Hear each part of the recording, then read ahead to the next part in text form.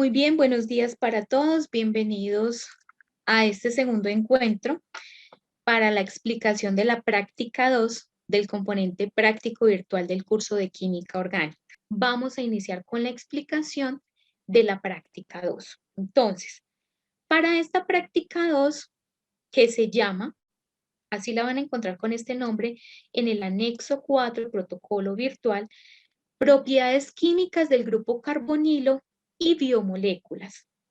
Esta actividad, aunque pertenece a la unidad número 3, vamos a ver que es muy simple, es deductiva y tiene que ver también con reacciones químicas para identificar ese grupo funcional. Es decir, yo cómo puedo saber que tengo un aldehído o una acetona o qué tipo de biomolécula tengo yo a través de unas pruebas que se hacen en el laboratorio. Resulta que ustedes van a encontrar en esta práctica 2 una tabla como esta que yo les presento, ¿sí? Y en esa tabla nosotros les vamos a dar unas sustancias: butanal, pentanona, 2-metilpentanal, 3-hexanona, como ejemplo para esta explicación, porque ustedes en la tabla van a tener otras sustancias. ¿Qué es lo primero que van a hacer en esta parte? Van a consultar la estructura química o la pueden dibujar partiendo del nombre con la nomenclatura y van a ubicar en cada uno de estos espacios esa estructura química, ¿sí?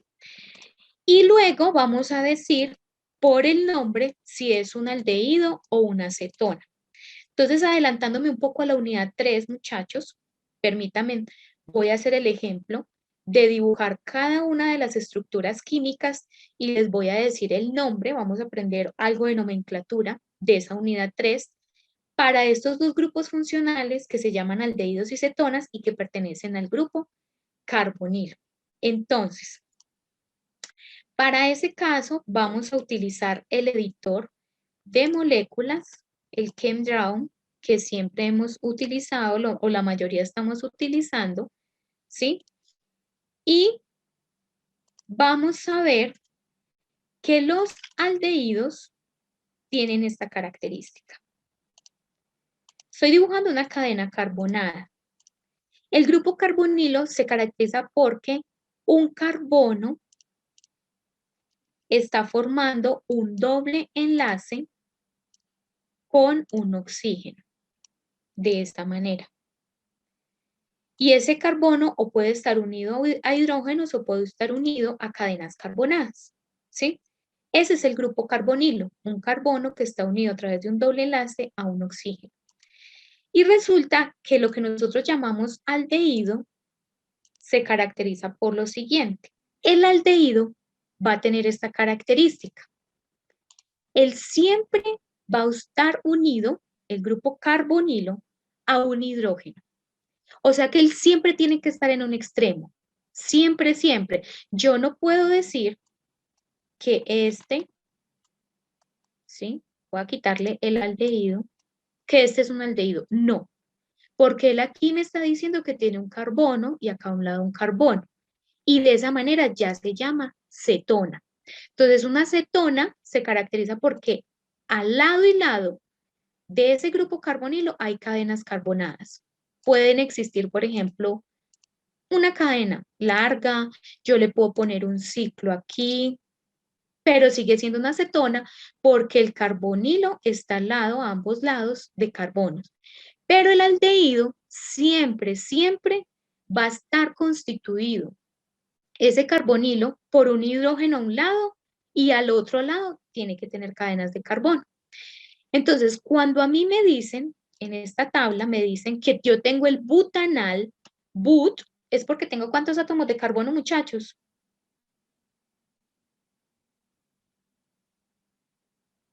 4, muy bien, butanal. Entonces, yo dibujo 4 átomos de carbono. 1, 2, 3, 4. Voy a borrar los otros. De nuevo, 1, 2, 3, 4. Butanal. La terminación al me indica que es un aldehído. Ahora, cuando yo tengo una acetona, la terminación para ese tipo de grupo funcional es ona. Entonces, si me dicen pentanona, me quieren decir que yo tengo, muy bien, Lisette, 5 átomos de carbono, 1, 2, 3, 4, 5. Voy a borrar los otros. De nuevo, 1, 2, 3, 4, 5. Y ya tengo mi pentanal, que es este señor de acá, el aldehído, y ya tengo mi butanona, que es la acetona. Entonces yo tomo esas estructuras químicas, las recorto y la pego acá para el butanal y aquí para la pentanona. Y digo que el butanal es un aldehído y que la pentanona es la acetona, ¿sí? Porque hay que indicar si es la una o la otra. Listo, muy bien. Les pregunto, con base en lo que les acabé de explicar, si este compuesto tiene terminación al, ¿qué será? ¿Un aldehído o una acetona, muchachos? 2-metilpentanal, muy bien, Mayerly, es un aldehído. Y este que se llama 3-hexanona, ¿qué sería? ¿Un aldehído o una acetona? Muy bien, una acetona. Entonces vamos a dibujarla. Me dice que en la posición 2 hay un metilo y pentanal significa que tiene una cadena carbonada principal de 5 átomos de carbono. Entonces, 1, 2, 3, 4, 5. Y me dice que en la posición 2 hay un metil. Esa es mi estructura química para ese caso. Para la otra me está diciendo 3-hexanona. Entonces resulta que este grupo funcional, muchachos, las cetonas, yo puedo mover de sitio este grupo carbonilo, pero en el aldehído no. ¿Por qué? Porque él siempre tiene que tener un hidrógeno en un extremo. Él no se puede mover. Usted siempre tiene que dibujar el grupo carbonilo unido a un aldehído y al otro lado la cadena carbonada que usted requiera, que necesite sustituyentes, pero él jamás puede perder esta identidad de estar unido a un aldehído, porque este grupo se llama formilo y eso es lo que le da esa integridad de ser un aldehído. Pero la acetona sí se puede mover. Entonces me están diciendo que en el carbono 3 yo tengo ese grupo carbonilo. 1, 2, 3. Entonces muevo a la posición 3, 1, 2, 3, ese grupo carbonilo, pero además me están diciendo que tiene 6 carbonos, como dice Eulindani. Entonces voy a verificar 1, 2, 3, 4, 5 y 6 carbonos, ¿sí? Y ese sería el compuesto que me están preguntando en esta tabla. Y dibujo aquí mi estructura química o recorto, la pego aquí y digo que es una acetona y para este caso que es un aldehído. Eso es lo primero que nos vamos a encontrar en esa actividad 1 para aldehídos y cetonas de la práctica número 2. Pero resulta que en esa actividad para identificar aldehídos y cetonas, aquí ya está, por ejemplo, la solución. Así debería quedar la tablita que ustedes tienen en esa guía para desarrollar. Y resulta que un estudiante quiso analizar para identificar unas reacciones y dijo, bueno, yo voy a analizar estas reacciones aquí que me presentan para yo saber cuál es un aldehído, cuál es una acetona.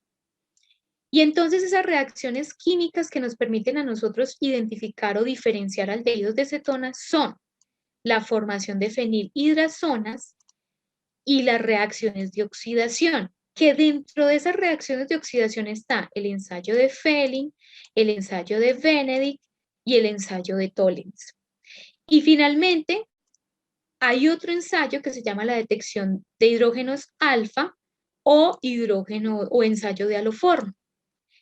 Y entonces el estudiante hizo el ejercicio, tomó un tubito de ensayo, le adicionó butanal y le hizo esta prueba. Cogió otro tubito de ensayo, le adicionó butanal y le hizo esta prueba. Y así sucesivamente. Y estos fueron los resultados del estudiante. Y él se dio cuenta que la reacción de formación de fenilhidrazonas da positiva para aldehídos y para cetonas. O sea que esa prueba que permite identificar tanto aldehídos como cetonas. Esta prueba. Y luego dijo, voy a hacer el ensayo de Fehling y voy a hacer el de Benedict. Ah, y esas que son de oxidación también me permitieron identificar aldehídos y cetonas porque todos me dieron positiva.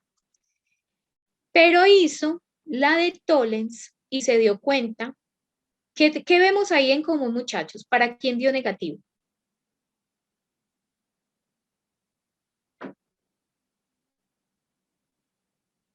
Para las cetonas nos dio negativo. Muy bien. ¿Y entonces eso qué significa, muchachos? Que esta prueba llamada o este ensayo de Tollens, ¿para quién sirve identificar? Solamente con quién reacciona. Con los aldehídos, muy bien, Mayerly.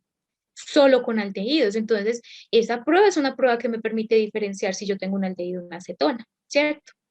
Y finalmente, hicimos la prueba, o el estudiante hizo la prueba del haloformo, o que también se llama detección de hidrógenos alfa, y se dio cuenta que me sirve para identificar quiénes. Exacto, muy bien, Lisette, desde Ocaña. Al contrario, ¿cierto? Nos permite identificar, en este caso, las cetonas. Solo reacciona con cetonas. Y entonces eso es lo que nosotros queremos en esa tabla, porque nosotros les vamos a dar una tabla así, con unos resultados, que ustedes al final tengan la capacidad de decirnos a través de estas preguntas qué pruebas permiten identificar ambos grupos funcionales, aldehídos y cetonas. Me voy a devolver a la tabla. ¿Cuáles de estos ensayos me permiten identificar cetonas y aldehídos? Mírenlas muy bien, miren la tabla. ¿Cuál creen ustedes? Para los dos grupos funcionales, ¿cuál me serviría? Muy bien, Mayerly. El ensayo de fenilhidrazonas. Muy bien. ¿Qué otra? La formación, el ensayo de Feli. Ok, muy bien. ¿Qué más?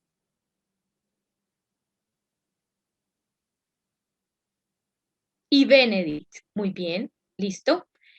¿Por qué pasa eso? Ya les voy a explicar por qué. Entonces me voy. Esto es lo que ustedes van a ver en el video. Entonces en el video les van a explicar que el reactivo, ¿sí? Este reactivo de acá, cuando reacciona o con una acetona o con un aldehído, forma un precipitado amarillo o naranja, dependiendo del tipo de sustancia que nosotros tenemos. Y eso es lo que nosotros decimos que es una prueba positiva, porque observamos ese precipitado amarillo o de colores naranja, porque van a reaccionar siempre con aldehídos y cetonas. Esa es la explicación de por qué reaccionan, porque se forma este compuesto coloreado.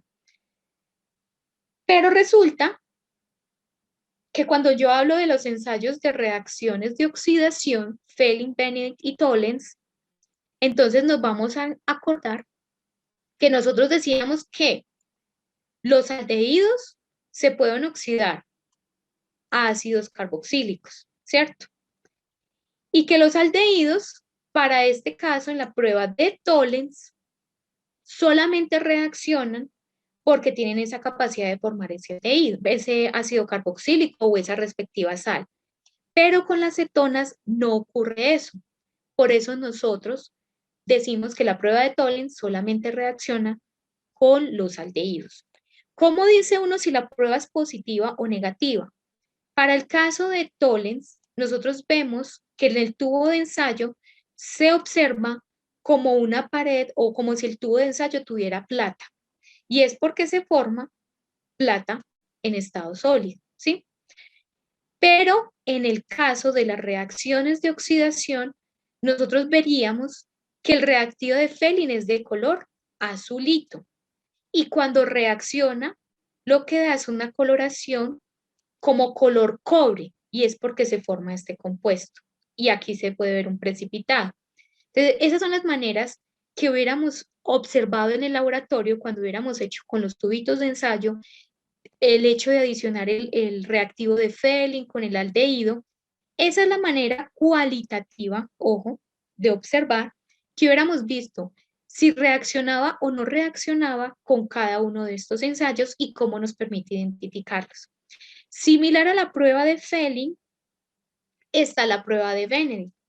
Es una reacción de oxidación. Y dependiendo de la sustancia que yo tenga, ¿sí?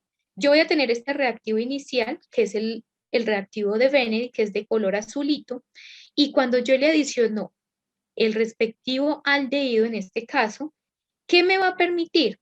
La formación de diferentes colores dependiendo de la sustancia que yo tengo. Y eso es una forma de yo decir si la prueba es positiva o es negativa. En el ensayo del aloformo, que solo reacciona con las cetonas porque tiene hidrógenos alfa, nosotros llamamos hidrógenos alfa aquellos hidrógenos donde el carbono donde están esos hidrógenos está en la posición alfa respecto al carbonilo. Por eso se llama la prueba del aloformo o de hidrógenos alfa. Y lo que hace es que una base arranca esos hidrógenos, ¿sí? Y luego llega un halógeno, que en este caso generalmente es el yodo, y reemplaza y genera este compuesto que es un precipitado. Entonces, de esa manera nosotros podemos identificar con esos cambios de coloración si una reacción se da o no se da con el tipo de sustancia que nosotros estamos analizando en esta tabla. Entonces, la primera pregunta era, ¿cuáles permiten identificar ambos? Ya dijimos, la deformación de fenilhidrazonas y reacciones de oxidación, pero dentro de las reacciones de oxidación solamente está Felin y Benedict, ¿sí? Porque Tolen solamente reacciona con aldehídos. La siguiente pregunta es, ¿qué pruebas permiten identificar solamente aldehídos? Me devuelvo. ¿Cuáles creen ustedes? Solamente aldehídos. Tollens, muy bien, Carly. ¿Qué más? Solo aldehídos, ¿cierto? Listo. La siguiente pregunta. ¿Qué pruebas permiten identificar solamente cetonas? Solo es para cetonas. Muy bien. La del aloformo o la detección de los hidrógenos alfa. Y luego nos dice, ¿qué tipo de alcohol permite obtener la oxidación de un aldehído? Recuerdan que nosotros vimos esa parte en la tabla 1 de la presente tarea. De la tarea, en estos momentos estamos en la tarea 3. ¿Qué alcohol formo cuando tengo un aldehído? ¿Primario, secundario o terciario? Primario. Muy bien, Mayerle. ¿Y cuando tengo una acetona? ¿Un alcohol primario, secundario o terciario? Secundario. Y ya les voy a mostrar por qué. Entonces, recuerden, voy a poner aquí mi doble enlace. Si se acuerdan que yo les explicaba que cuando yo paso de un aldehído a un alcohol, lo único que yo hacía era esto, eliminar el grupo carbonilo y ubicar ahí el alcohol. Y lo mismo aquí, elimino ese grupo carbonilo y pongo el OH. Y si yo pongo el OH, aquí en este caso, miren que es secundario, la acetona pasó a ser secundario. Y en el aldehído, este carbono de aquí está unido al OH y está unido solamente a una cadena carbonada por acá y a un hidrógeno. O sea que en este caso es primario. Generalmente nosotros no dibujamos los hidrógenos cuando estamos haciendo estructuras tipo esqueleto. Entonces ahí lo verían ustedes más claro. Ah, sí, es un alcohol primario. Listo. Y esas son las preguntas, muchachos, que hay que desarrollar con esa tabla. Obviamente, como les decía, nosotros no les vamos a dar esta tabla. La tabla que les vamos a dar para ese caso, aquí tengo el anexo 4.1 de informes, entonces me voy para la práctica número 2 porque ya terminé, sí, ya hice mi práctica 1 y arranco, miren aquí la tabla, y me dicen entonces pentanal, butanona, propanal y pentanona, ¿cierto? Y entonces hago las estructuras químicas y luego digo si es un aldehído o una acetona, ¿cierto? Y continúo. Y aquí tengo la tabla 6, donde me están dando también unos resultados para ese tipo de sustancias. Y aquí están las preguntas que con base en lo que yo les acabo de explicar, de lo que hicimos de ejercicio, hay que responder. Y ahí ya terminó la actividad 1, que relaciona aldehídos y cetonas. ¿Sí? Claros hasta allí, muchachos, el desarrollo de esa práctica número 2, para esa actividad 1.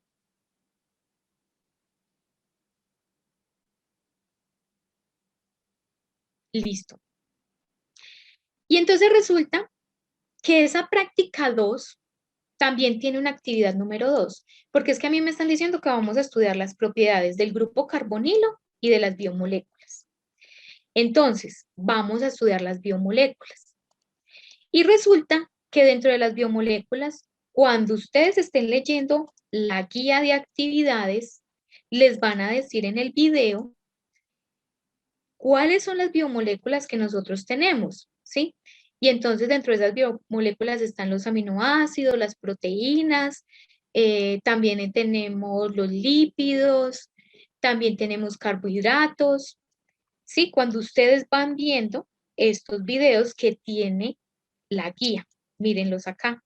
Aquí dice aldehídos, cetonas y carbohidratos, aminoácidos y proteínas, y con este video de aminoácidos y proteínas y de aldehídos y cetonas, entonces vamos a desarrollar cada una de las actividades que nos están presentando ahí. Ya explicamos cómo se desarrolla esta actividad 1 y vamos por la actividad 2, que es de biomoléculas. Y entonces resulta que para este caso, para nosotros identificar proteínas y aminoácidos, también tenemos unos ensayos. Y está el ensayo de Buret, está el ensayo de la reacción santoproteica, está la reacción de Hopkins-Cole, la de Sakaguchi y la de la titulación de Sorens. Y en el video nos explican cómo es cada una de esas reacciones. Y aquí también las vamos a ver. Entonces resulta que por qué vamos o para qué necesitamos nosotros saber esas reacciones. Resulta, muchachos, que los alimentos, el huevo, la leche de soya, la leche entera, la leche de almendras, la gelatina, contienen unas macromoléculas que se llaman proteínas, pero que esas macromoléculas están compuestas también de unidades pequeñitas que se llaman aminoácidos. Y resulta que esas macromoléculas son muy importantes para nosotros, nos trae muchos beneficios. Por ejemplo, el huevo contiene albúmina, la leche tiene caseína, la caseína se encarga de como de agrupar los iones de calcio y por eso dicen que la leche es una fuente de calcio. La leche de soya contiene aminoácidos y esos aminoácidos son importantes para nuestros procesos metabólicos y así sucesivamente. Resulta que con estas reacciones químicas uno puede decir de forma cualitativa cuánto tengo yo de proteína, es decir, cuál es más rica en proteína, cuál es más rica en ciertos aminoácidos. ¿Y cómo? Porque uno va haciendo pruebitas de ensayo. Entonces, por ejemplo, la prueba de Buret, el reactivo es de color azulito. Entonces uno tiene un tubito de ensayo, le echó un poquitico de huevo batido y le adiciona el reactivo de Buret y da esta coloración. Mientras más fuerte ese color morado, significa que la concentración de proteína que tiene usted ahí es mayor. Y entonces la tabla me dice, yo hice la prueba de Buret para el huevo, para la leche de soya, la leche entera, la leche de almendras y la gelatina. Y me dice que la tonalidad para la gelatina es fuerte, o sea, era un morado fuerte, que la leche de almendras muy baja, que la leche entera muy baja, pero la leche de soya muy alta o es muy fuerte. Y en el caso del huevo, que es moderado. Y entonces nos preguntan, me voy a remitir a las preguntas, con base en lo que usted observó en esa tabla, es decir, la intensidad de la tonalidad en la prueba de Buret, ¿cuáles muestras tienen mayor contenido de proteína y por qué? Me devuelvo a la tabla. Con base en eso, muchachos, ¿qué alimento tiene mayor contenido de proteína y por qué? Leche de soya, muy bien. Gelatina, muy bien. ¿Por qué? Porque la tonalidad es más fuerte. Eso es lo que nosotros queremos que ustedes desarrollen, concluyan con base en esa parte. ¿Listo? Exacto, porque la tonalidad es más fuerte. Ahora, entonces también le hice la prueba para esas mismas sustancias, pero en este caso hice la reacción santoproteica. Y resulta que esa reacción o esa prueba santoproteica me permite decir si ese alimento tiene un buen contenido de triptófano, tirosina y fenilalanina, que son aminoácidos. Esta prueba solamente permite identificar este tipo de aminoácidos. Y entonces me voy a la tabla santoproteica. Y entonces me dice que el huevo es moderado, me dice que la leche de soya es moderado, que la leche entera es fuerte, que la leche de almendras es moderado y que la gelatina es baja. Y entonces me preguntan, con base en la respuesta anterior, ok, me salté una pregunta aquí. Listo, ya dijimos que esos son los que tenían mayor contenido de proteína y aquí nos dicen, consulte cuál es la proteína que tiene esos alimentos. ¿Cómo se llama la proteína? Yo les había dicho, la leche, por ejemplo, entera, la leche de vaca tiene caseína, el huevo tiene albúmina. Hay que consultar para los otros alimentos cuál es la principal proteína de esos alimentos que tienen mayor contenido de proteína con base en la intensidad de este diurex, ¿cierto? Pero esto ya es consulta. Entonces estábamos en la prueba santoproteica y nos dice, ¿cuál muestra tiene mayor contenido de estos aminoácidos y por qué? Entonces me devuelvo a la tabla. Con base en esto, muchachos, ¿cuál tiene mayor contenido de esos aminoácidos? La leche entera, muy bien, porque es fuerte. Esa es la que más. Pero podemos decir que en una medida, más o menos, podríamos tener que la leche de almendras, la leche de soya y el huevo tiene un contenido medio, porque la tonalidad que nos dio es moderada. Listo. La gelatina no, porque esa es la que tiene menos, es la más baja, ¿sí? La que menos dio ese precipitado amarillo que uno observa en esa prueba. Muy bien. Y entonces yo sigo analizando la de Hopkins Cole. Vamos a ver para qué nos sirve esa prueba. La prueba de Hopkins Cole me permite identificar solamente triptófano. Ojo que la anterior me permitía estos tres. Ellos tienen en común lo siguiente. Tienen este anillito. ¿Cómo se llama este anillo, muchachos? Solo el anillo. ¿Cómo se llama? Benceno. Muy bien, Asdrúbal. Como ellos tienen ese anillito, eso es lo que permite que se dé la reacción. Pero yo puedo saber solo para el triptófano con esta prueba, la de Hopkins Cole. Y entonces reacciona el triptófano. Si los alimentos tienen triptófano, van a reaccionar con el ácido glioxílico en medio ácido, o sea, sulfúrico, ácido sulfúrico, y me forma un compuesto violeta. Y así lo hubiéramos visto en el laboratorio, en el tubito de ensayo, porque ustedes lo hubieran hecho. Y entonces me devuelvo, me voy para la tabla y digo, ¿quién tiene? La pregunta es, ¿cuál muestra tiene mayor contenido de ese aminoácido? Y entonces miramos, gelatina sin tonalidad, no tiene. La leche de almendras, parece que tiene bastante de ese triptófano. La leche entera más o menos y el huevo. Podríamos decir que los principales alimentos que contienen ese triptófano, primero está la leche de almendras, luego decimos que la leche entera y el huevo. Esos son los alimentos que contienen. Listo, ya le dimos respuesta a esto. ¿Qué por qué? Porque con base en la prueba que se realizó para Hopkins Cole, que nos permite identificar este aminoácido, de acuerdo con la tonalidad o con lo que nosotros observamos de forma cualitativa, se puede concluir esto. Esa es la manera en que uno argumenta una respuesta. No es solamente decir leche de almendra, leche entera, no, porque ahí dice justifique su respuesta, ¿cierto? Entonces hay que decir por qué. Listo. Seguimos analizando estos alimentos a ver cuáles son buenos, porque muchachos, esto es de verdad, o sea, esto sí nos permite identificar y uno decir qué alimento puedo consumir. Ahorita vamos a llegar a una conclusión muy chévere. Y entonces sigue la prueba de Sakaguchi. Y me voy para la prueba de Sakaguchi a ver qué dice. Que estas explicaciones las van a dar en estos videos de la guía. Mire. Por eso es que es muy importante que ustedes lo vean porque ahí explicamos estos de acá. Aquí en todos estos videos ustedes van a ver cada uno de esas reacciones, explica cómo se hace todo el proceso. Entonces tomen el tiempo de ver cada uno de los videos que es bastante interesante. Listo. Y entonces me fui para la prueba de Sakaguchi y resulta que la Sakaguchi me permite identificar solamente el aminoácido arginina.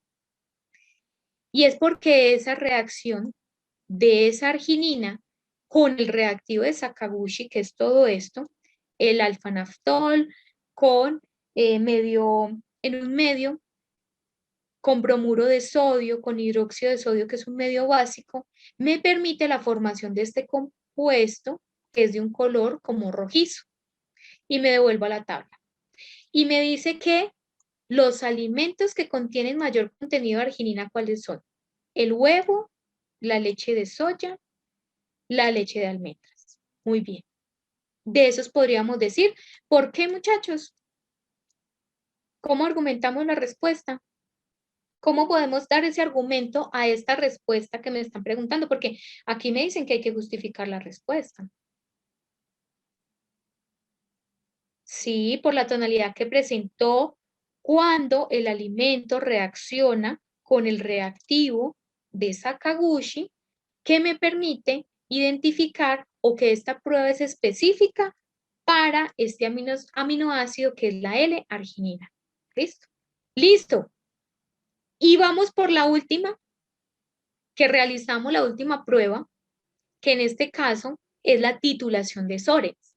Pero esta titulación sí es cuantitativa.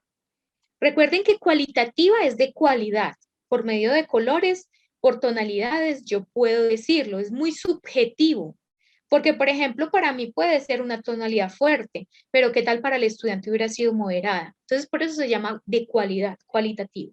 Pero cuantitativo, eso sí nos permite medir, decir qué cantidad de proteína tiene. Y resulta que ustedes van a ver un video, ¿sí?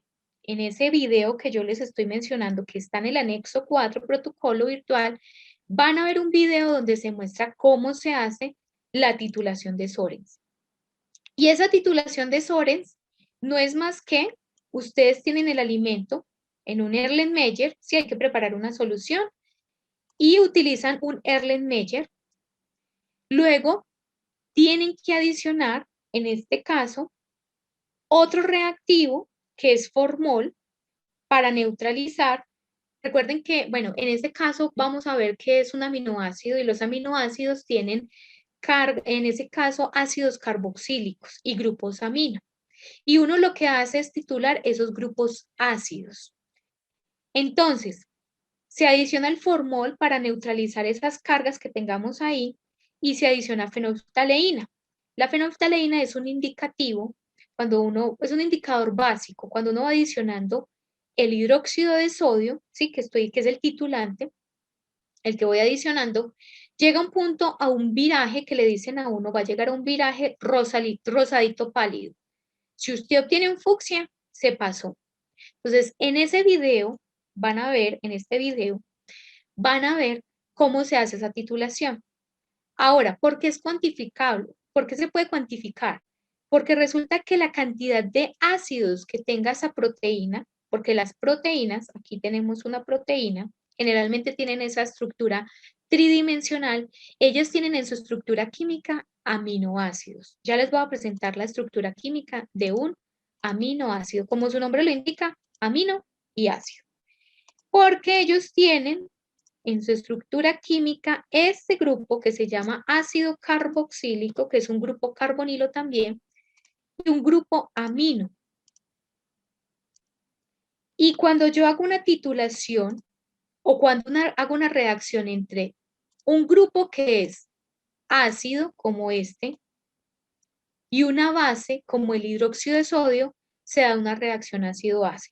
Entonces, lo que yo me gaste de hidróxido de sodio para titular estos grupos ácidos es equivalente en cantidades molares. Entonces, cuando yo titulo, la proteína tiene muchos de estos aminoácidos. Cuando yo estoy titulando, se va a gastar una X cantidad de volumen necesaria para yo haber consumido, por decirlo así, esos ácidos carboxílicos. Y por eso es que aquí en esta tabla me dicen que en la titulación de Sorens yo me gasté de volumen de hidróxido de sodio para cada una de ellas X volumen. Entonces, pongámosle el siguiente sentido. Si yo digo que una proteína está compuesta de muchos aminoácidos y que esos aminoácidos tienen un grupo ácido carboxílico que reaccionan con el hidróxido de sodio y que mientras yo tenga mayor contenido de proteína, voy a tener mayor número de ácidos carboxílicos porque tengo mayor número de aminoácidos, quiere decir que para yo reaccionar con los ácidos carboxílicos me voy a gastar más volumen de hidróxido de sodio. En conclusión, a mayor volumen de hidróxido, voy a tener ¿qué? Mayor o menor contenido de proteína. ¿Ustedes qué creen? Mayor. Muy bien, Derlin, porque es proporcional. Si yo tengo mucha proteína, hay más aminoácidos. Si hay más aminoácidos, hay más grupos ácidos carboxílicos y necesito más hidróxido de sodio para que reaccione. En ese orden de ideas, la siguiente pregunta en este contexto es, si yo tengo esta tabla con estos volúmenes, ¿cuál tiene mayor contenido de proteína ahí? ¿Cuál es la que más? Leche de soya. Muy bien, Asdrúbal. Porque se gastó 18 mililitros de hidróxido de sodio para poder hacer esa titulación o esa reacción ácido-base. ¿Qué alimento le sigue, muchachos? Entonces, primero, leche de soya. ¿Qué alimento le sigue? La gelatina con 16. Luego, ¿qué le sigue? El huevo. Luego le sigue la de almendras. Y finalmente, la que todos consumimos. Y la más cara mucho. Bueno, es más cara la leche de soya, pero yo sí les digo, muchachos, la leche entera es agua, literal. Por todos los procesos por los cuales pasa ese tipo de alimento. La leche entera tiene muy bajo contenido de proteína. El aporte de aminoácidos es muy bajo. Y se van a dar cuenta cuando estudiemos los aminoácidos esenciales y no esenciales, la importancia de nosotros consumir esos aminoácidos. Entonces, ahí les dejo el dato. Si hubiéramos hecho esto en el laboratorio, nos hubiéramos, sí, la leche de soya, a muchos no les gusta, pero ya vienen con un sabor a vainilla y eso ayuda bastante. Entonces, esto es una buena conclusión para que revisemos nuestra alimentación. Y también es importante que revisen la manera en que están haciendo el proceso de cocción del huevo. La proteína del huevo se desnaturaliza, es decir, la dañamos cuando generamos una cocción muy alta. Hay una, bueno, eso lo vamos a ver en la web de la unidad 3, donde es un ejercicio de hacer una cocción del huevo entero o huevo tibio durante 1, 2, 3, 5 minutos hasta 15 minutos. Y ahí uno se da cuenta cómo cambia la coloración. Por eso es que hay personas que se dedican, o bueno, dicen exactamente, o hay dispositivos que le dicen a uno en cuánto tiempo y le avisan con alarma, debe cocer uno el huevito. Porque definitivamente, exactamente, Carley, si se torna de color negro, muchachos, ahí no están consumiendo nada. Prácticamente tiene que quedar en una coloración, la yemita, como una coloración naranjita, fuertecito. Entonces, aquí ya concluimos. ¿Cuál alimento deberíamos de consumir por su mayor contenido de proteína y aminoácidos? Y hay un ejercicio de análisis. Dice ese ejercicio de análisis. Un estudiante desarrolla una titulación de Sorens con 2 alimentos, el huevo y un extracto de lentejas. Finalizado el experimento, el estudiante determina que el volumen de hidróxido de sodio de concentración 0,01 molar es de 10 mililitros para el extracto de lentejas, o sea, se gastó 10 mililitros. Pero para hacer la titulación, se gastó 15 mililitros. Con base en eso, muchachos, ¿cuál alimento tiene mayor contenido de proteína y por qué? El huevo, muy bien. ¿Y por qué? ¿Cómo justificamos? Muy bien, Shirley, porque se consumió o se gastó más volumen de hidróxido de sodio, lo cual indica que tengo mayor número de ¿quiénes? ¿Cómo llamamos estas moléculas chiquitas? Estas de acá. Si consume más volumen de hidróxido de sodio es porque tiene, exacto, muy bien, mayor contenido de aminoácidos. Y es porque tengo, o esto es proporcional a que tenga un mayor contenido de proteína. Recuerden, si tengo mucha proteína, esa proteína está compuesta de aminoácidos. Si tengo aminoácidos, significa que tengo unos grupos ácidos carboxílicos que van a reaccionar con ese hidróxido de sodio. Y a mayor cantidad de ese número de ácidos carboxílicos, pues me voy a gastar más volumen de hidróxido de sodio. Eso hay que justificarlo aquí. Ojo, no me vayan a decir solamente que es el huevo. Listo, hay que hacer esa connotación, ese análisis de fondo para dar la justificación de esta respuesta. Listo, muchachos. Hasta ahí vamos aquí. Ya hicimos explicación para la actividad 1 de aldehídos y cetonas. Acabamos de hacer la explicación de cómo se desarrolla la actividad de biomoléculas, sí, que es analizar la tabla y sacar unas ciertas conclusiones de acuerdo con las preguntas que me están dando en el anexo 4.1.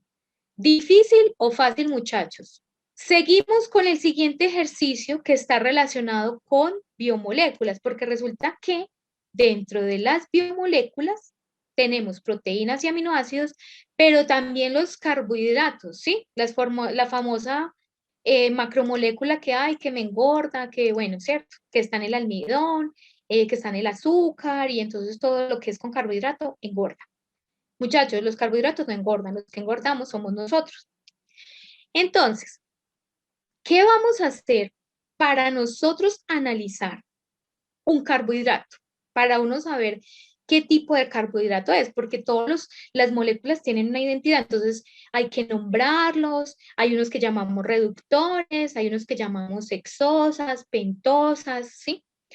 Para nosotros conocer cada una de esas características de esos carbohidratos, de esas macromoléculas, nosotros hacemos estas pruebas cualitativas y las hacemos a través de esta marcha analítica, ¿sí? Entonces, si hubiéramos estado en el laboratorio, hubiéramos cogido nuestro carbohidrato, puede haber sido almidón, pudo haber sido un azúcar, bueno, ¿sí? Y hubiéramos hecho lo primero, adicionamos en el tubito de ensayo la sustancia y le aplico o le hago el ensayo de la reacción de Molich. Ah, y entonces no me dio ningún color, entonces no es un carbohidrato. No, me dio un anillo con un color como rojo violeta, entonces sí es un carbohidrato. Y así sucesivamente, cojo otro tubo de ensayo, le adiciono el carbohidrato, la sustancia que estoy analizando y hago la reacción de Benedict, que ya la conocemos. No me dio ningún color, significa que es un grupo reductor no libre o que no es ningún reductor. Ah, no, me dio un color verde o amarillo o naranja, es un reductor. Resulta que un estudiante se tomó el tiempo de hacer toda esta marcha analítica para dos sustancias, ¿sí? Que ese es el ejercicio que nosotros vamos a tener en este caso. Y el estudiante hizo toda la marcha analítica, ustedes van a verlo en el video. ¿Cuál video? En este de acá, en el que tiene la guía. Me voy a devolver. En este video que dice aldehídos, cetonas y carbohidratos. Ahí nos van a explicar cada una de esas reacciones de cómo se hace. Y él hizo toda esa marcha analítica que yo les mostré en esta tabla, ¿sí? Cada uno. Y él concluyó lo siguiente. Entonces dijo, realizó Molich y le dio positivo, es decir, él sí vio ese anillo color rojo-violeta, o sea que es un carbohidrato. Luego hizo Benedict y le dio que era un color verde, amarillo, naranja, o sea que era reductor. Luego hizo la prueba de Lugol, aquí. Y entonces la prueba de Lugol le dice a usted que si le da azul es almidón, que si no le da ningún color es un monosacárido o disacárido. Y que si le da un color rojo es porque tiene nitrógeno o es una eritrodextrina. Vamos a ver al estudiante qué le dio. No le dio ningún color, me devuelvo. O sea que es un monosacárido o disacárido, alguno de los dos. Debe ser que más abajo hay una prueba que me dice o es monosacárido o es un disacárido. Entonces hay que seguir. Le hizo Barford y encontró que el precipitado se le dio de 7 a 12 minutos. Y cuando eso sucede, eso es una condición para decir que es disacárido reductor. No hay precipitado, no reductor es sacarosa. Hay un precipitado entre 2 a 7 minutos, es un monosacárido reductor. O le dio el precipitado entre 7 y 12 minutos, es un disacárido reductor, que fue la que le dio al estudiante. El estudiante siguió, hizo la prueba de vial y le dio negativo, es decir, no le dio ninguna coloración, o sea que es una exosa. Si le hubiera dado una coloración, sería una pentosa, pero a él le dio este resultado. Y finalmente hizo la prueba de Seliwanov. Y ahí, de esa manera, él puede saber si es una aldosa o una cetosa. Vamos a ver al que le dio. Le dio un color rojo. Significa que es una cetosa. Entonces el estudiante tiene que concluir con base en todos estos resultados qué monosacárido o qué disacárido, si es reductor, si es exosa, si es pentosa o si es una aldosa o una cetosa. Entonces, con base en esto, miren muy bien la tabla. ¿Ustedes qué me pueden decir de ese carbohidrato que ese estudiante tiene? Esta tabla me resume, les voy a volver a decir, cada una de las pruebas, ¿cierto? Que están aquí, prueba. Y aquí le dice a uno cuáles son los posibles resultados que uno puede tener, donde dice propiedad identificada, ¿sí? Ahí están las posibilidades que uno puede encontrar. Estas mismas que están aquí, por ejemplo, por la reacción de Vial tengo dos posibilidades, esta y esta. Por la de Seliwanov tengo esta y tengo esta. Entonces, esta tabla me da este resumen de cada una de ellas en propiedad identificada, pero el estudiante pone aquí su observación de qué le dio. Entonces, le dio que era un color violeta, o sea que es un, porque le dio positivo, es que la prueba de Molish que me permite diferenciar, que es un carbohidrato. Muy bien, hasta ahí va, listo. Primera conclusión, si es un carbohidrato. Segunda conclusión, si da un color verde, amarillo, naranja es porque es reductor. Y si le dio color verde, entonces es un azúcar. Ya sabemos que es un carbohidrato reductor. Luego dice, si le da un color azul, es almidón. Si no le da ningún color, es un disacárido. Si le da color rojo, tiene nitrógeno. De estas tres opciones, con base en lo que el estudiante le dio, ningún color, entonces, ¿qué tenemos? ¿Qué podemos concluir? Un disacárido. Entonces ya tenemos tres características. Es un carbohidrato reductor disacárido. Muy bien. Seguimos con Barford. Le dio precipitado entre 7 y 12 minutos, o sea que es un disacárido. ¿Cuál seleccionamos? Esta o esta. Muy bien. Y corrobora con lo de arriba. Arriba habíamos dicho que es un disacárido, que es reductor, y aquí vuelve y se ratifica. Es un disacárido reductor, ¿cierto? Carbohidrato, reductor, disacárido. ¿Y aquí qué concluimos? ¿Es una exosa o es una pentosa? Es una exosa porque no le dio ninguna coloración. Si hablamos de exosa, ¿ustedes qué se imaginan, muchachos? ¿A qué se refiere esa palabra exosa? Exosa y pentosa, ¿a qué les suena a ustedes esa palabra? Muy bien, a 6 Asdrúbal. Entonces, ahí me voy a adelantar. Resulta que cuando tenemos carbohidratos, muchachos, nosotros podemos tener estructuras cíclicas que forman o un sistema de 5 o un sistema de 6. A eso se refiere, exosa, pentosa. ¿Listo?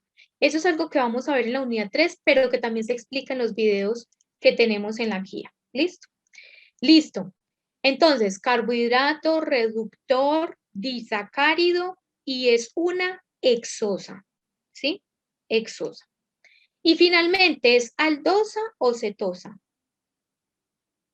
Es una cetosa porque le dio positivo color rojo, ¿cierto? Cuando hablamos de cetosa y aldosa, ¿ustedes qué se imaginan que es, muchachos? ¿Qué será? ¿Cetosa, aldosa? ¿Qué se acuerdan que explicamos ahorita de primero de primero? Muy bien, cetosa de cetona y aldosa de aldehído. Perfecto. Significa que en su estructura química, cuando yo la llamo cetosa es porque tiene la presencia de una cetona, pero si yo la llamo aldosa es porque tiene la presencia de un aldehído. Y entonces finalmente el estudiante concluye esto, que es un carbohidrato reductor de tipo disacárido, de hexosa y cetosa.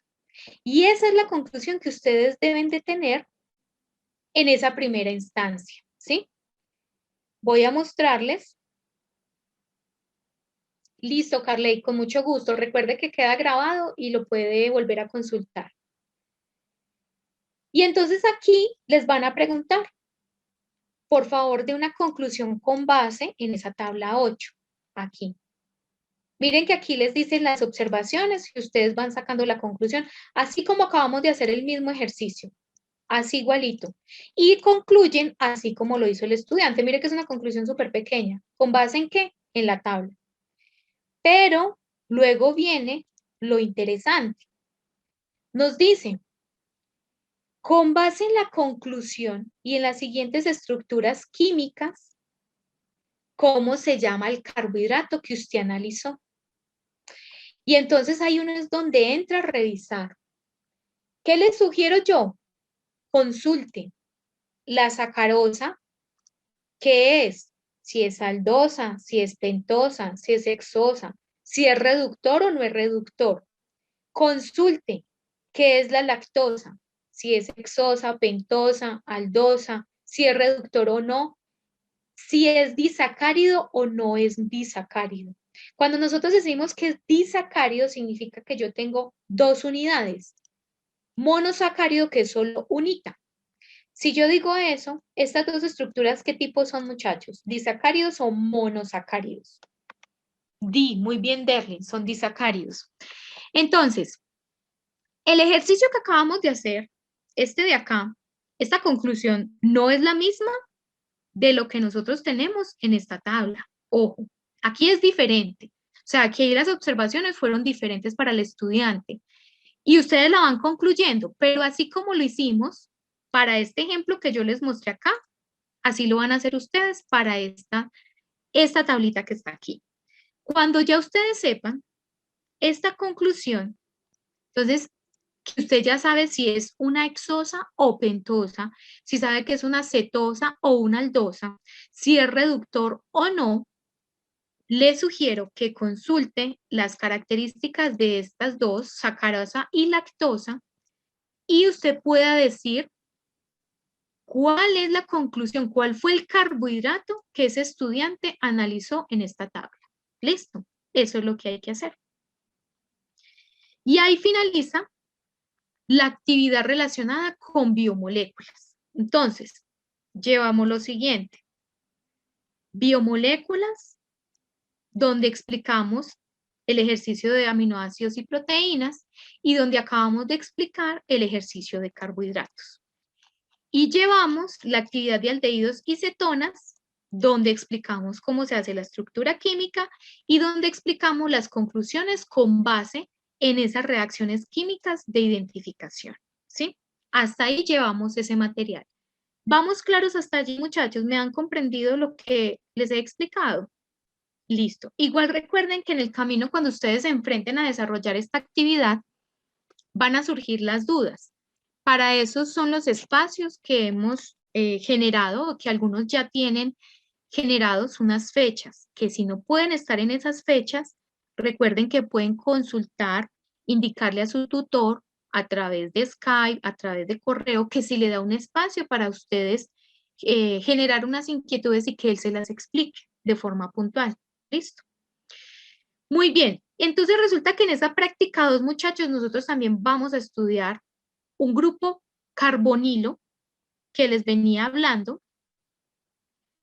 Sí, Vivian, este es el enlace, ya les voy a pasar el enlace de asistencia. Entonces también estábamos hablando, cuando hablamos de proteínas y aminoácidos, hablamos de un grupo que se llama el ácido carboxílico. Y ya les voy a decir por qué es súper importante. Es importante porque resulta que nosotros en muchos alimentos podemos encontrar ese grupo funcional. Y ese grupo funcional nos explica muchas situaciones o nos indica muchas situaciones que son importantes para la vida. Por ejemplo, hay personas que les dicen, usted sufre de gastritis, ¿cierto? Y entonces le dicen, usted no puede tomar sustancias ácidas porque eso le empeora la situación. Usted no puede consumir limón, usted no puede consumir vinagretas, usted no puede consumir café, usted no puede consumir una cantidad de alimentos. Pero usted lo único que le entendió al médico, al doctor, fue que usted no podía consumir nada que fuera ácido, pero usted no sabe por qué. Resulta que esas sustancias tienen una composición o tienen unas moléculas que nosotros en química llamamos ácidos carboxílicos. Por ejemplo, el zumo de limón tiene ácido cítrico. El vinagre tiene ácido acético.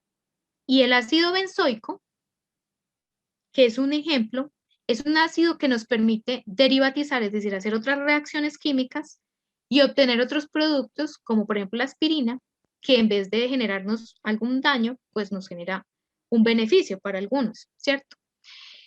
¿Qué es lo que queremos con esta actividad 3? Para identificar este grupo funcional que ya habíamos hablado de él, el ácido carboxílico. Voy a borrar este de acá, porque el ácido carboxílico es este solito, este de acá.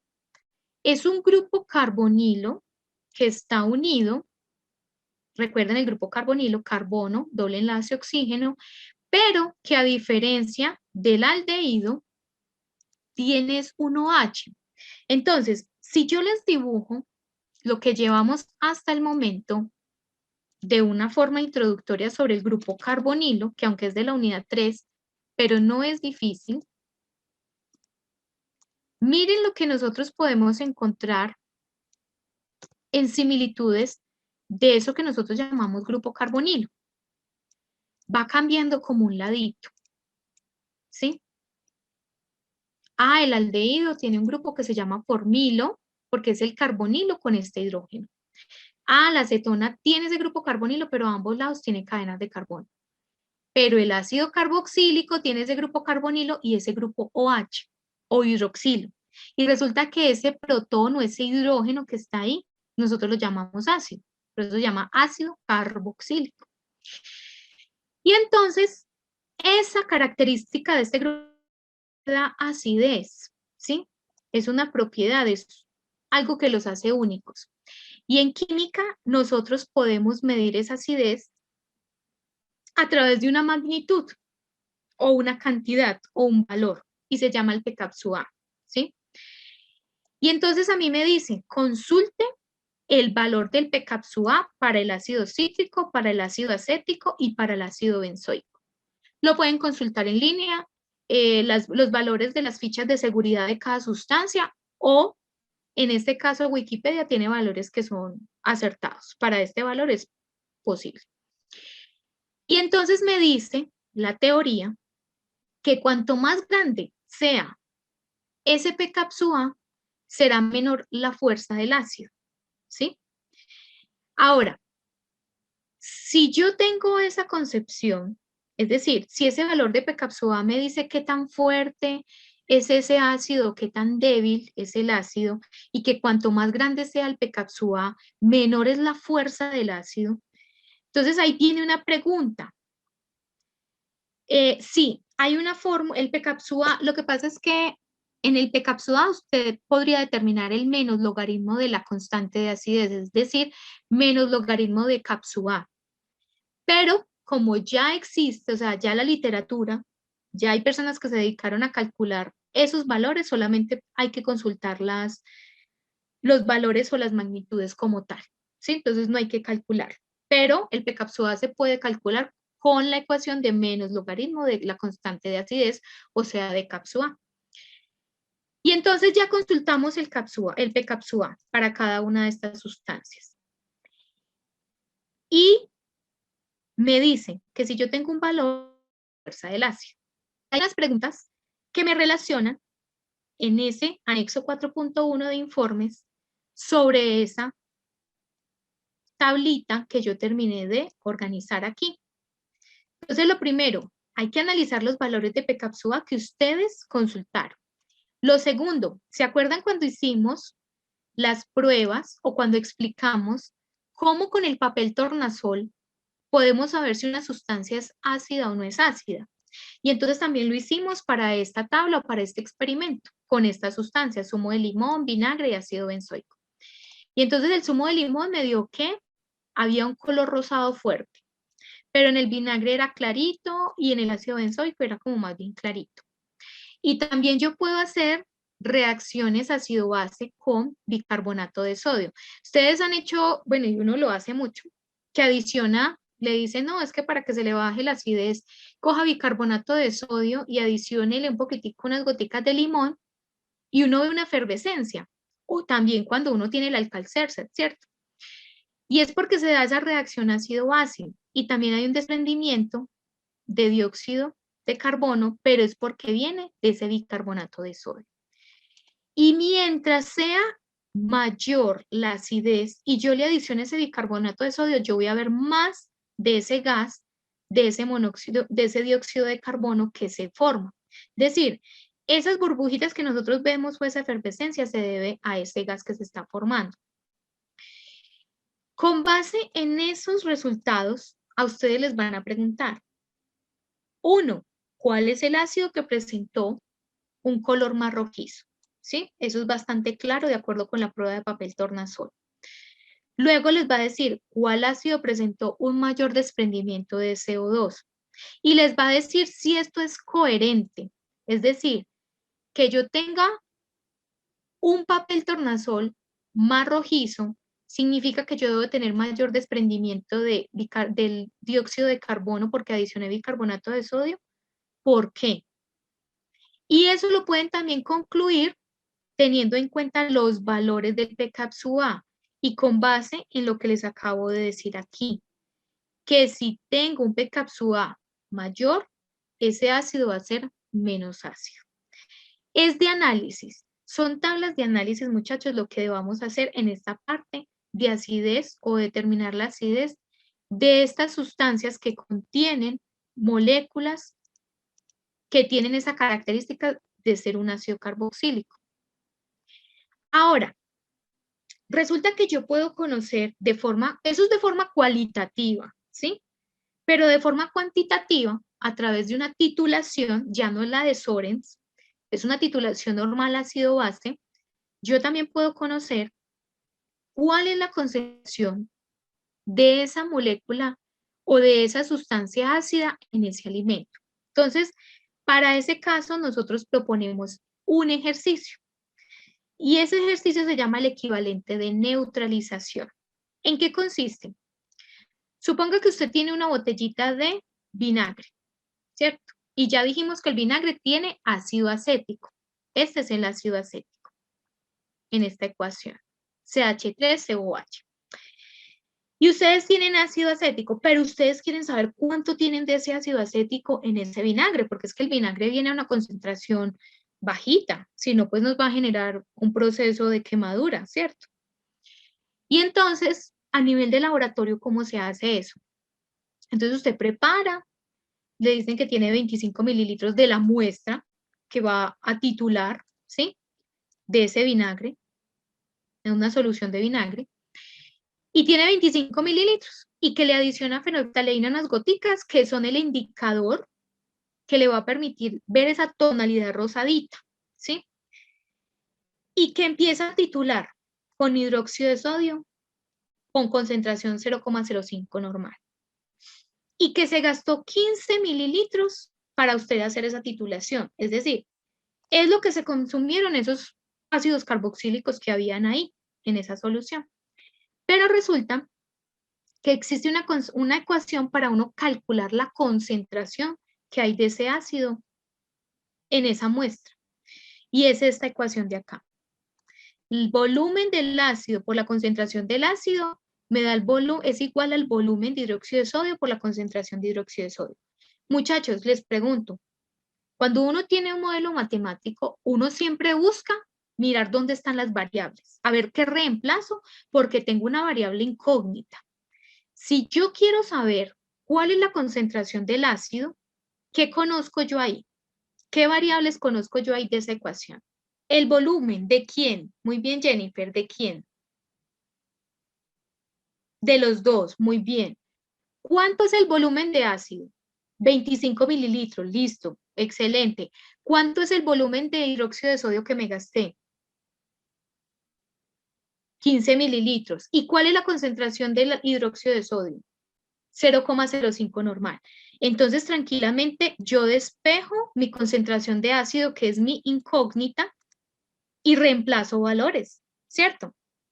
Me cuido de tener las mismas unidades, súper importante. Y luego viene una parte muy interesante. En este caso, hay un proceso de saponificación que es muy importante y es que en el video, y acá lo dicen, en este video se muestra cómo el proceso de saponificación nos permite obtener qué. ¿Quién de pronto sabe para qué sirve ese proceso de saponificación? Y que es un producto que nosotros todo el mundo lo utilizamos. De pronto, ¿quién ha escuchado el proceso de saponificación? ¿Para qué nos servirá? Tiene que ver con grasas, sí. Lo que hago es que yo, muy bien, Kelly, para hacer jabones, yo tomo grasas, y hace mucho tiempo utilizábamos la grasa del cerdo, ¿sí? Por eso los jabones eran como ahí normalitos. Pero allá aquí utilizamos en esta época que el ácido graso extraído de por allá de la planta del Amazonas, y entonces súper costoso ese jabón, porque es que como esa planta era súper difícil sacarla del Amazonas y tiene unas maravillas esos ácidos grasos, entonces para extraerlos se volvió súper caro el jabón, ¿cierto? Que ya no utilizamos la grasa del cerdo, sino que utilizamos otras fuentes naturales, por allá el pez no sé qué, y le sacamos la grasa no sé qué. De ahí viene, de ese proceso de saponificación, es decir, de tratar las diferentes grasas, puede ser de fuente animal, fuente vegetal, dependiendo del tipo de origen que tengamos esa grasa, pues va a aumentar el valor agregado de ese producto, que en este caso son los jabones. Se toman esas grasas, reaccionan con una base fuerte, hidróxido de sodio o hidróxido de potasio, y esa sal que sale de ahí es lo que nosotros convertimos en jabones. Luego viene otro proceso que es de purificación, donde se le adicionan los aromas, donde le adicionamos otra cantidad de sustancias que hacen que los productos sean más costosos. Entonces, para este apartado, que es del ejercicio de saponificación y esterificación, vamos a ver el video y solamente vamos a responder estas preguntas que están aquí, ¿sí? Que es sobre ello. También van a hablar sobre el proceso de esterificación, de cómo se obtiene el acetato de etilo, que es un disolvente que utilizamos mucho, ya sea para las uñas, que es para quitarnos el esmalte, como disolvente. Entonces también nos hablan de esa reacción que permite la obtención de este producto de valor agregado en el mercado. Y luego de desarrollar ese ejercicio viene la parte de los montajes. Como hicimos así en la práctica 1, de tratar de identificar material de direría, en este caso también lo vamos a hacer, pero lo vamos a hacer con otra dinámica. Ustedes ya no van a dibujar. Como ustedes observaron muy juiciosos estos videos, ustedes van a identificar estos montajes que les hemos dado en el informe, ¿sí? En el anexo 4.1, informes. Y entonces, como usted vio el video, y usted, este montaje se llama así y sirve para esto. Yo vi que este montaje lo utilizaban para esto y se llama así. Yo también vi que este montaje se utilizaba para este proceso y se llama así. Y eso es lo que vamos a hacer.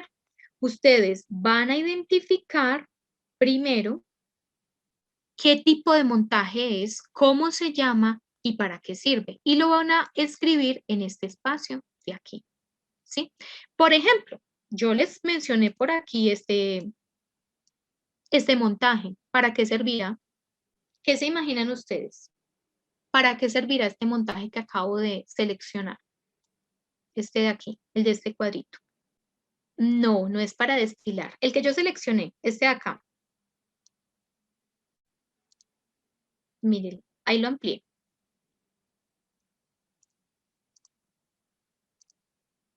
Pues este espaciecito, este de aquí, donde está como un balón volumétrico con un pipeteador y hay un Erlenmeyer, sí puede decir que yo ahí estoy preparando una solución y que adicione una cantidad de ácido. Muy bien, Adriana. Muy bien, Shirley, para hacer una titulación. Entonces, tienen que tener mucho cuidado cuando estén revisando y cuando estén escuchando los videos. Bueno, este no es, digamos, una pesa, esto es una plancha de agitación. Entonces, lo que está haciendo es que tengo un soporte universal con una pinza que está con una bureta y está titulando un Erlenmeyer que tiene una sustancia. Y lo que está haciendo la planchita de abajo es agitando mientras yo estoy adicionando el hidróxido de sodio. Entonces, es muy importante que ustedes le pongan atención a los videos, muchachos, porque ustedes deben tener una idea clara de qué elementos están utilizando en cada uno de los experimentos para poder identificar el material. ¿Listo? Entonces, mucha atención a los videos para que puedan desarrollar este espacio de aquí. Y ahí finalizaría la práctica número 2. Aquí hay unas preguntas alusivas, lo mismo, como cositas, que si yo quiero hacer preparar una solución, entonces lo puedo hacer en un beaker, ¿por qué no podría hacerlo en un beaker? Aquí hay un ejercicio donde está esta imagen y tiene unos numeritos, hay que decir cómo se llaman esas partecitas, es decir, cómo se llama el elemento 1 o que le pusimos ese numerito 1, el elemento 2 o el material 2, el elemento 3, el 14 y el 11. Específicamente esos, cómo se llaman. No son todos, sino que seleccionamos unos de ellos. Y ahí finaliza la práctica número 2.